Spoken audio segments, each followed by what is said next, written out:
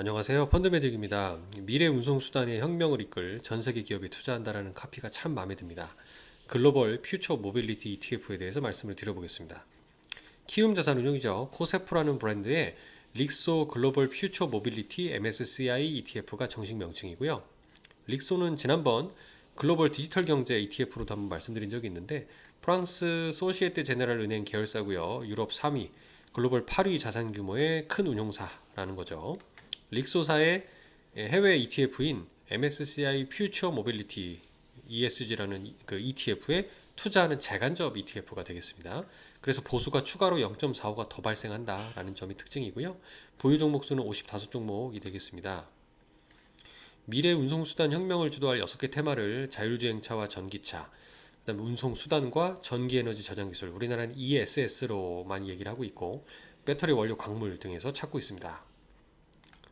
이런 테마들은 배터리는 당연히 기본이고요. 이거는 전기차든 수소차든 수소 전기차니까요. 그리고 자율주행 기본이 돼야 됩니다. 전기차 제조 및 부품주 당연히 하나의 생태계를 구성할 거고, 마지막으로 코로나 때문에 좀 힘들었지만 차량 공유 플랫폼 역시도 미래의 모델일 수 있습니다. 호출하면 우리 집 앞까지 알아서 기사 없이 자율주행으로 도착했다가 또 별도로 차고지로 알아서 이동해버리는 거죠. 그래서 궁극적으로 우리 자동차의 소유 개념이 사라지게 되는 시대까지 상상을 하고 있는 거죠. 이게 최근 2년간 돌아보면 엄청나게 주가가 올랐던 거예요. 주로 테슬라 같은 회사, 무려 2,500이라고 하면은 100에서 시작했으니까 25배가 상승했다는 얘기고요. 중국의 테슬라 같은 니오 같은 회사는 그거보다 더 빠른 2020년 말에 무려 한 1년 반 사이에 25배까지 갔다가 지금은 엄청나게 또 다시 하락해서 회복을 못하고 있는 상황이죠. 그만큼 기대감이, 미래에 대한 기대감이 크다는 반증일 수 있고 변동성이 크다는 점 조심하셔야 된다고 말씀드립니다.